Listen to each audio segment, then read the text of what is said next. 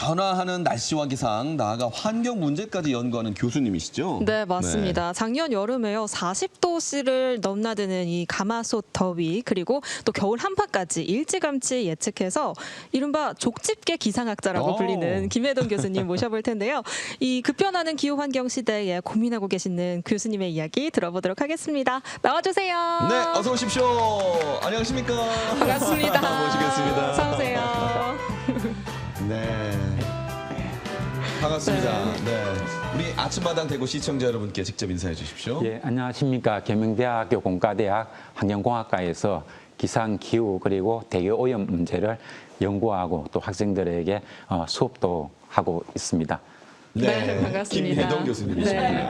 교수님이 제가 방금도 소개드렸지만 작년 여름과 겨울 날씨를 일찌감치 정확하게 예측하셔서 네.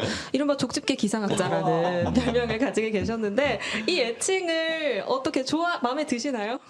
그래서 사람들이 쪽집게다 문어다 이런 얘기를 하는데 기분이 좋다기보다는 그런 얘기 계속 하다 보면 좀 틀릴 수도 있는 문제이고 또 경우에 따라서는 제가 얘기하는 게 내일의 날씨 뭐 이런 걸 얘기하는 것이 아니고 예. 한 계절의 어떻게 계절적 특성이 어떻게 될 것인가 이런 얘기를 하는 것이기 때문에 네. 경우에 따라서는 좀 트집을 잡으려고 하면 그 얘기 중에 틀린 것도 있어 뭐 이렇게 얘기하는 사람도 있기 때문에 예, 좀 부담스럽습니다. 부담스러우시다. 아니 저는 만약에 우리 교수님이 저희 집 근처 사셨으면 맨날 전화하실 거예요. 교수님 날씨가 어때요? 이렇게 물어봤을 것 같은데 거기다가 족집게라는 게 애칭까지 생겨버렸잖아요. 예. 그러면 주변 분들이 더 많이 날씨를 물어볼 것 같아요. 예, 보통 우리 휴대폰에 보면 네. 한 2주 정도의 날씨는 계속 알려주고 있지 그렇죠. 않습니까? 네. 예, 그게 이제 기상에서 예보의 한계라고 이야기를 하거든요. 저도 뭐 그 정보를 많이 보는 편이고 사람들이 물어보면 저는 그런 정도, 한 2주 정도 날씨는 머릿속에 들어있기 때문에 그게 준해서 얘기를 해줍니다. 그러니까 제가 예보를 한다기보다 기상청에서 만들어준 정보를 좀 알려주는 정도에 불과합니다. 그럼에도 불구하고 사람들이 뭐 큰 중요한 행사라든지 모임이라든지 뭐 나들이 휴가 이런 거 갈 때 네. 많이 여쭤보시잖아요. 그러면은 정확했다, 고맙다고 하는 사람도 있는 반면에 아우 그날 비 안 오구만 했으면 더 좋았을 건데 이거 원망하는 분도 있을 것 같은데 그런 문의가 많죠. 그래서 날씨 보면은 저희 집안에서 뭐 일을 하려고 이렇게 저한테 날씨 물어보면 네. 그 제가 얘기해 주면은 좀 잘 안 맞는 편인데 다행히 다른 사람들이 이렇게 물어볼 때 얘기를 하면은 좀 상대적으로 좀 잘 맞는 편인 것 같습니다. 예. 아니 그래서 나온 말이 예. 기상청 체육대회 날 비 온다고. 어머 진짜요? 맞습니까? 예, 그런 징크스가 있는 것 같습니다. 예, 저도 네. 기상청에 딱 2년 근무를 했었는데 가을에 야유회를 그 2년 근무해서 2번 갔는데 그때마다 날씨가 좋지 않았던 것 같고요. 그것뿐만이 아니고 제가 일본 동경대학에서 박사과정 공부를 했는데 예. 그때 야유회를 갔을 때도 거의 예의 없이 비를 맞는 것 같습니다. 아니 근데 그럼에도 불구하고 예. 교수님은 좀 잘 마치시는 편이라면 예. 나름의 전략이 있으신 건가요? 예, 특별히 뭐 이게 전략이 있다기보다는요. 예. 보통 보면은 우리나라에서 기상청에서 예보가 좀 빗나가고 이러면은 비난을 많이 네. 하지 않습니까? 그러니까 기상청에서는 대체로 보면 날씨가 이렇게 될 것 같은데 그렇게 되지 않을 가능성 이런 것 같이 이야기를 해주니까 얘가 무리둥실해지는 것이고 네. 저는 뭐 그런 부담은 좀 없는 편이기 때문에 여러 가지 정보를 모아가지고 그 중에서 가장 이렇게 갈 것 같다는 그런 것만 에센스를 뽑아서 얘기를 해주기 때문에 그래서 사람들이 제가 얘기하는 걸 좀 더 잘 알아듣는 것 같다는 그런 생각을 하고 있습니다. 그래도 뭐 아무리 뭐 그럴듯한 정보라고 하시더라도 날씨가 워낙 변화무쌍하다 보니까 맞아요. 네, 그래도 틀릴 수가 있는 거거든요. 이게 틀리지 않을까 왠지 노심초사하시고 막 부담스러우시거나 그러진 않으신가요?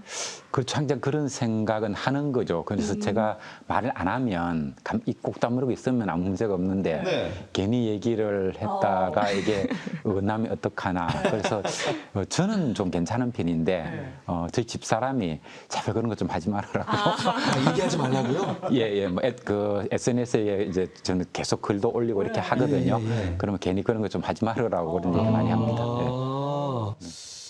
자, 이 날씨가 사실 우리 일상과 굉장히 밀접한 관련이 있기 때문에 우리가 관심을 많이 가질 수밖에 없고 또 대한민국이 유난히 또 이렇게 변화무쌍한 날씨라서 더 일기예보를 많이 보는 것 같습니다. 지금부터 날씨 얘기를 좀 해볼 텐데 올해 4월 여름이 좀 빨리 올 것이다. 뭐 그런 예보도 이 맞아요. 기사를 통해서 저희가 접했어요. 실제로는 어떤지도 궁금합니다. 올해 날씨. 예, 이게 생각해 보면은 지난 겨울 같은 경우도 사람들에게 지난 겨울 따뜻했습니까? 추웠습니까? 이렇게 물어보면 사람마다 완전히 바뀝니다. 어떤 사람들은 매우 따뜻했습니다. 이렇게 말하는 사람도 있고 추웠습니다. 얘기하는 사람도 있거든요. 그만큼 변동성이 컸는데 사람들마다 어디에 필이 꽂혔냐에 따라 가지고 따뜻했다, 추웠다 이렇게 완전히 바뀌거든요.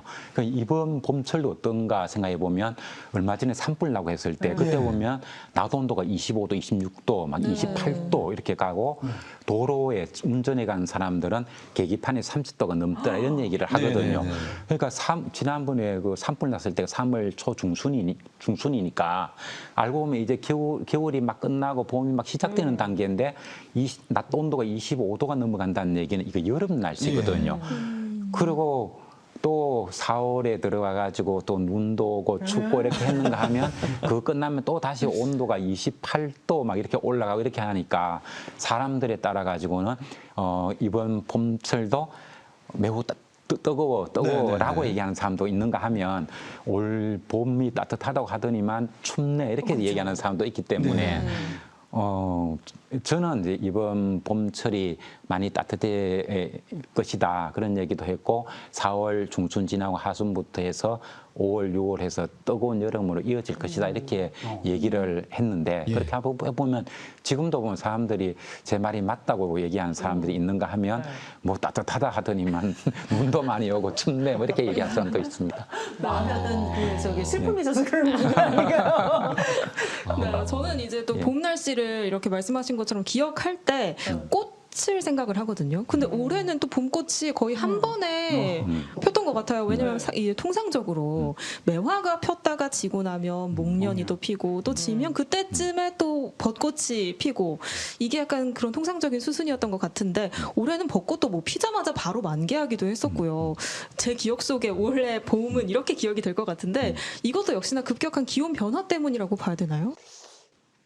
그렇죠. 기온의 어떤 매우 큰 급변성. 이게 저 기후 위기 현상의 이 3대 특징 중에 하나거든요. 그 기후 위기 특성은 극단적이다. 예면은 하루 동안의 비가 한 2년, 3년치 비가 하루 만에 쏟아진다든가 이런 게 이제 극단적이라고 이야기를 하고요.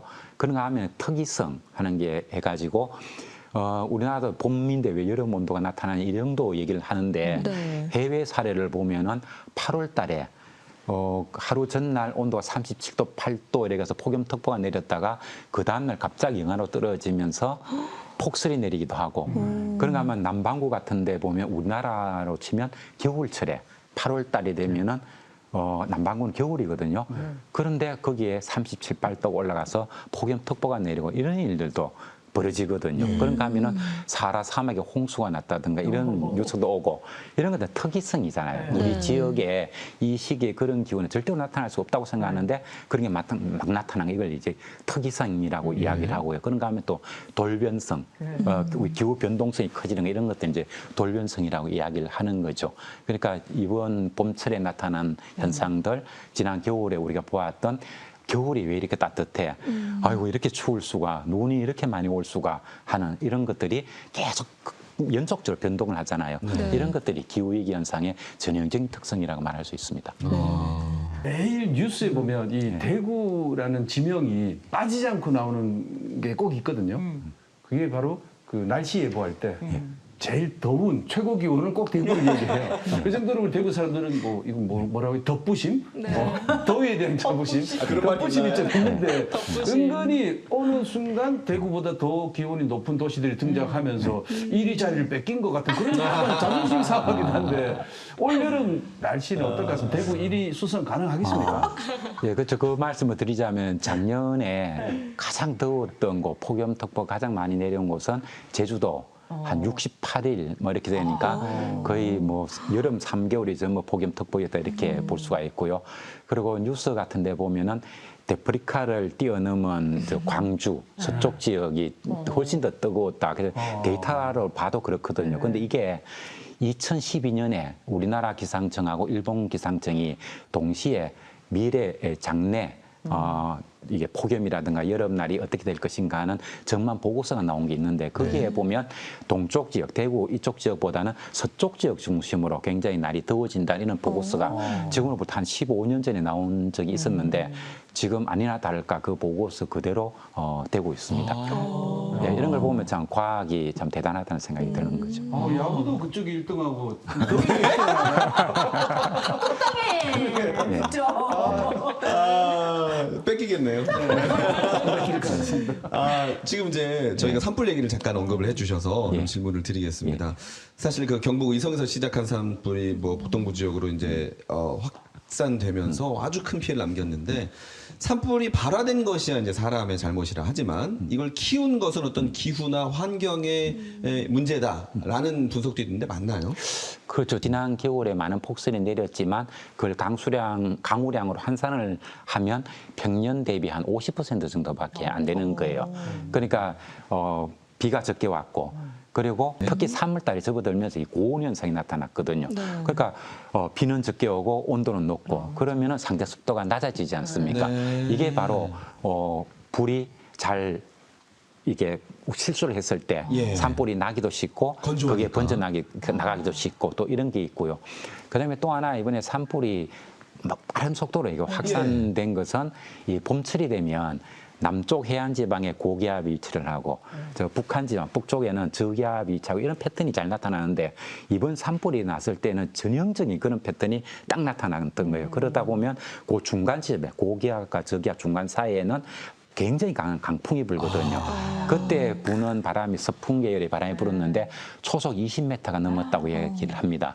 그 태풍을 우리가 판단할 때 판정 기준이 초속 17m였는데 그때 산에서 불은 바람이 20m니까 태풍보다도 더 강한 바람이 불었고요. 그리고 이게 불은 날 때 산불이 아니더라도 어떤 불이라도 나면 불이 나면 뜨거우니까 그 옆에 있는 지상에 있는 공기는 가열이 되면 부피가 팽창하고 그러면 부력을 얻어서 상승하잖아요. 시커먼 연기가 치솟지 않습니까? 그러면 지상에 있는 공기가 하늘로 치솟았으니까 여기는 빈 공간이 생기니까 주변에서 공기가 모여들어야 되겠죠. 이런 것들이 이 바람이 합쳐지면 어마어마한 이제 돌풍이 되는 거고 그게 이제 나무의 불덩어리 이런 것들을 하늘로 이제 들어올리는 거죠. 들어올린 바람이 상층의 분이 초속 20m 강풍을 타고 서쪽으로 이동하다 보니까 매우 짧은 시간 동안에 저 동해안까지 퍼져나가는 이런 일이 벌어졌던 겁니다. 그렇군요. 예. 우리나라뿐만 아니고 전 세계적으로 뭐 홍수, 가뭄, 산불 이런 대형 자연재해들이 많이 발생을 하는데 앞으로 이게 더 늘어납니까, 교수님? 그렇죠. 이게 보면 작년에는 5월 달에 폭설, 대설주의보가 내려가지고 설악산하고 동해안 쪽에 눈이 지금보다 훨씬 많이 왔거든요. 이번에는 4월 달에 왔는데 작년에 5월에 왔으니까 또 올해도 5월에 또 올지도 모르는 거죠. 제가 좀 전에 얘기했지만 다른 나라는 8월에 크리스마스를 영화 제목 같습니다만 실제로 8월 달에 지중해 지역에 있는 이태리 이런 데서 폭설이 쏟아지고 미국의 덴버시 같은 데 이런 데서는 거의 뭐 너무 뜨겁죠. 일상화돼 있을 정도로 한여름에 폭설이 쏟아지는 이런 상황이 많이 발생을 하니까요. 그리고 그 원인은 남쪽에 해수 온도가 많이 높아지기 때문에 뜨거운 공기가 많이 만들어지고 대신에 북쪽에는 북쪽에 극지방 이쪽에 고온화가 훨씬 더 빠르거든요. 그 북쪽에 찬 공기 세기가 약해지고 그러다 보니까 남쪽의 뜨거운 공기가 훨씬 북쪽으로 많이 진출하기도 하고 그런가 하면은 북부에 있는 찬 공기는 뜨거운 공기가 밀고 내려오면 다른 경도대에서 밀려가지고 훨씬 저희도로 내려올 수도 있는 거죠. 그래서 어떤 지역에는 우리 지역에 이렇게 추울 수가 있어 싶을 정도로 아주 저희도 지역에 한파가 내려오기도 하고 그렇게 합니다. 아니 그럼 교수님 이런 기후 변화의 원인이 무엇입니까? 그냥 짧게 말씀해 주시면. 기후 변화의 원인은 한마디로 얘기하면은 우리가 많이 사용하고 있는 화석연료 사용이 원인이다. 예. 온실가스 흔히 말하는 건 탄소 배출 때문에? 그렇습니다. 예. 근데 사실 지구는 원래 뜨거웠다 더웠다를 반복하면서 살고 있다면서요. 그렇죠. 지구상에 생명체가 나타난 게 한 30억 년 정도 되는데요. 그 30억 년 동안에 85%의 기간은 지금보다 온도가 한 13도 정도 높은 고온기라고 이야기를 하고요. 예. 고온기와 고온기 사이에 잠시 빙하기가 나타나거든요. 그 빙하기라고 하는 것은 만년설이 존재하는 시기. 그러니까 지금은 우리 빙하기에 살고 있는 거죠. 근데 지금 왜 우리가 지금 이 시기를 이렇게 걱정해야 되는가 하면 인간을 포함한 지구상의 모든 생명체들은 기후의 종속 변수, 기후 조건이 허락하는 그 조건에서만 생존할 수 있거든요. 그래서 우리가 아무리 친환경적인 삶을 산다 손 치더라도 우리는 짧은 빙하기 그 안에서도 순간적으로 존재하다가 사라지는 요 간빙기에서만 잠시 생존하다가 예. 멸종할 수밖에 없는 그런 아주 불쌍한 그 존재들인 거죠. 예. 그런데 그 짧은 시간을 우리가 못 참아가지고 대기 중에 있는 온실가스를 우리가 많이 떼어서 이 간빙기로부터 다국이 온난화로 만들어 버리려고 하니까 그렇게 되면 우리 인간도 망하지만 지구상에 존재하고 있는 수천만 종의 종들도 함께 우리와 함께 이 지구상에 살아갈 수 없는 그런 문제가 되는 거죠. 우리가 우리 명을 재촉하고 있는 거군요. 그런 거죠. 네, 교수님 그렇다면 이 기후 변화에 발 맞춰서 우리가 또 바꿔야 된다거나 아니면 대비해야 될 게 있을까요? 그러니까요. 예, 그러니까 지구 온난화 문제를 해결하기 위해서는 우리가 그 석탄도 적게 떼고 온실가스를 적게 배출해야 되잖아요. 네. 근데 이거는 우리나라만 해서는 안 되는 거예요. 우리나라의 기여율은 전 세계 기여율의 한 2% 정도밖에 안 되거든요. 그래서 이게 지구 온난화 문제가 계속 진행되고 기후 위기가 심각해지고 하는 것은 어쩌면 이제는 되돌릴 수 없는 문제다 이렇게 생각할 수가 있는 거고요. 그럼에도 불구하고 이런 시기에도 우리가 살아가려고 하면 사회 안전 시스템을 훨씬 더 튼튼하게 만들어야 되는 것이고 그리고 우리가 이제 먹거리 이런 거 보면은 우리가 온대기후에 지금 살고 있지 않습니까? 예. 그러니까 우리가 그동안 먹는 것도 수산물이 되었던 농산물이 되었던 이게 다 온대기후에서 자라는 먹거리들이거든요. 근데 어느 순간 우리는 이 기후대가 사실상 아열대야로 이미 바뀌었습니다. 그래서 제가 그때 강연 가고 할 때도 얘기를 할 때 뭔가 하면 과거에는 마트에 가보면 어떤 농산물, 수산물은 흉작이라서 없지만 다른 건 대신에 또 풍작이 돼가지고 싸게 파는 게 몇 군데는 있었습니다. 네. 그러나 지금은 마트에 가보면 어떤 수산물, 어떤 농산물도 싸게 파는 게 하나도 없을 겁니다. 이런 얘기를 하거든요. 이제 우리가 먹는 이 모든 것들은 기후 적합성을 다 잃어버린 거죠. 그럼 우리도 동남아나 북아프리카 날씨가 되는 거예요? 된 거예요? 사실상 아열대야가 된 거죠, 지금.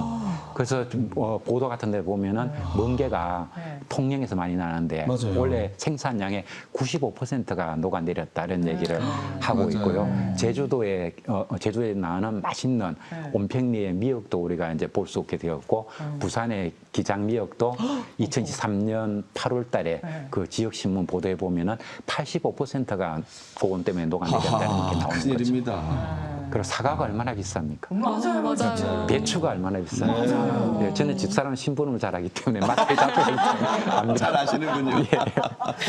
아까 그 말씀하실 때 기상청에도 네. 근무를 하셨는데 짧게 근무를 하셨다고요? 예, 기상이 딱 2년 근무했습니다. 네. 예, 그럼 2년 어떻게 뭐 적성에 안 맞았습니까? 아닙니다. 저 뭐 적성이 안 맞는 건 아니고 네. 우리나라에서 이런 공부를 하면 대부분의 사람들이 꿈은 대학 교수가 되는 게 이제 목표이고 그래서 운이 닿아서 저도 대학 교수가 된 것 같습니다. 근데 우리 왜 흔히 저희 뉴스에서 기상 정보 전해드리잖아요. 근데 예전에 안 맞으면 막 방송국에 전화해가지고 왜 똑바로 안 하나 안 마. 그런 전화 항의 전화도 많이 받고 했다 좀 하는데 기상청은 혹시 그런 항의 전화 안 들어가나요? 아, 대단했습니다. 예, 제가 96년부터 98년까지 기상청 근무했었는데 그때 대통령이 YS 김영삼 대통령이었고 그때 지시가 민원이 들어오면은 공손하게 전화를 받아라. 이게 이제 특명이었고 그거 잘못하면은 그 일반 시민들이 전화했다가 이게 불친절하면 바로 청장실에 이게 신고를 하면 이 큰일 나는 그런 시기였거든요. 그래서 어떤 얘기를 해도 공손하게 전화를 받아야 됐고 그래서 신입사원이 항상 전화기 옆에 앉아야 되고 신입이셨어요? 예, 연배가 차신 분들은 저 뒤쪽으로 피해 있고 뭐 그런 기억이 납니다. 정말 독합니다, 이거. 독합니다. 그래서 그만두셨구나. 이제 알겠다. 그러네요. 그럼 교수님은 이제 직업별로 이 사람들이 가지고 있는 직업병이 있잖아요. 교수님은 기상학자로서 직업병이 있으실까요? 예, 그러니까 이게 예보 아닙니까? 앞날을 생각하는. 네네. 그래서 저는 뭐 다른 분들도 보면 뭐 앞날을 갖다가 이게 궁금해하고 하는 거는 모든 사람들 생각으로 생각하는데 저는 특히 이게 결말이 어떻게 될까 뭐 이런 생각을 매무지 하는 것 같아요. 그래서 그러고 생각하고 그걸 옆에 사람들도 얘기도 자꾸 하고 난 이래 될 것 같아 어떻게 생각해 뭐 이런 게 좀 직업병 같습니다. 그렇게 뭐 추론한 결과가 딱 맞아 떨어지면 기분이 너무 좋으시겠어요. 그렇죠. 뭐 예측했는데 그게 맞으면 기분 좋은 건 당연한 거죠. 근데 사실 이런 얘기가 있습니다. 경제학 하는 사람하고 기상학 하는 사람하고 되게 비슷하다. 네. 항상 이 미래를 전망하는데 그걸 맞췄다고 해가지고 칭찬해 주는 사람도 없고 틀렸다고 해가지고 뭐 그렇게 많이 야단치는 사람도 없다. 뭐 이런 얘기를 합니다. 교수님이 그쪽 분야의 그 연구를 하시고 그쪽을 또 잘 또 예견하시고 하다 보면 주변에 있는 가족들도 딱 덩달아서 맞아요. 초등학교 3년 품을 읊는 것처럼 그런 또 재능이 또 생길 수가 있을 것 같은데 예전에 방송에서 교수님보다 아내분이 더 촉이 좋으시다는 얘기를 하신 걸 들은 것 같은데 실제 그렇습니까? 예, 저는 좀 장기 전망 이런 것만 주로 하려고 하고 저도 바쁘기 때문에 내일 날씨가 어떻게 할까 이런 거는 잘 안 들어보는 기도 하거든요. 또 알았다가 또 좀 까먹기도 하고. 그런가 하면 근데 이제 집사람이나 보통 사람들은 당장 몇 시간 후에 어떻게 될까 근데 좀 관심이 많고 그러다 보면은 산책 가고 이렇게 할 때 하늘이 꾸무리하면 어떻게 가야 돼? 그렇게 하면 그냥 가도 돼. 이렇게 얘기하면은 지성 우산 들고 가야 돼. 이렇게 얘기를 하는데 가다 보면 한 1, 2분 지나고 나면 비가 쏟아져 가지고 그러니까 나는 앞으로 당신만 안 들을 거야. 뭐 이런 얘기 많이 합니다. 교수님 제가 올해 지금 대구에서 가을, 겨울, 봄은 겪었는데 여름을 아직 안 겪었거든요. 네, 지금 떨고 있니? 네, 지금 너무 두근두근되고 얼마나 더울지 걱정인데 이 무더울 이 여름 어떻게 하면 건강하게 날 수 있을지 한번 어떤 대비를 하면 될지 팁 좀 주세요. 2023년부터 기상청에서 영양예보라는 걸 시행하고 있거든요. 이 영양예보라고 하는 것은 과거에는 내일 온도가 몇 도입니다. 뭐 내일 비가 옵니다. 어떤 이 정도만 얘기를 했다고 한다면 그래서 그 영향이 우리 사람들에게 혹은 주변 농산물이라든가 가축들에 어떤 영향을 미칠 것인가 이게까지 얘기를 해주는 게 영양예보거든요. 그래서 일기예보를 들을 때 과거와 다른 또 다른 서비스가 있으니까 거기에 귀를 기울이는 게 좋겠다는 생각이 들고요. 그다음에 올여름은 작년 못지않게 매우 더울 것으로 생각이 됩니다. 이때 딱 최소한 두 가지는 생각을 해야 됩니다. 한낮에 햇빛에 노출되지 않는다. 이거 얘기. 그다음에 물을 수시로 많이 마신다. 이 두 가지만 하면은 절대 죽을 일은 없을 겁니다. 알겠습니다. 이제 좀 안심이 되세요? 네, 물 많이 마시고 밖에 안 나가기. 예, 낮에 햇빛에 노출되지 않는다. 네, 알겠습니다. 예, 예. 그리고 시청자분들께 끝으로 더 당부하고 싶은 말씀이 있으실까요? 예, 금년도 이제 폭염이라든가 그다음에 여름철이 되면 또 폭우 이런 게 많이 쏟아집니다. 그리고 우리가 살아가면서 행정 서비스 이런 걸 생각해 봐야 되는데 나라가 우리 가정 생활에 경제적으로 그렇게 많은 생활에 도움을 주지는 못할 겁니다. 그렇지만 정부가 우리에게 해줘야 될 일은 안전이라고 생각하거든요. 그래서 우리가 정부라든가 정치권에 바랄 때 우리 지역에 지역 개발을 해달라, 뭐 아파트값 올려달라 이런 기대보다는 우리가 좀 안전하게 살아갈 수 있도록 해달라 하는 요구를 좀 하는 그런 그 시민 의식이 자리 잡았으면 좋겠다는 생각을 합니다. 네. 교수님 오늘 하신 말씀처럼 정말 우리 모두가 더 나은 환경에 살 수 있도록 그 환경을 좀 더 관심을 갖고 노력을 해야 될 것 같습니다. 오늘 말씀 너무 고맙습니다. 네, 잘 고맙습니다. 들었습니다. 네.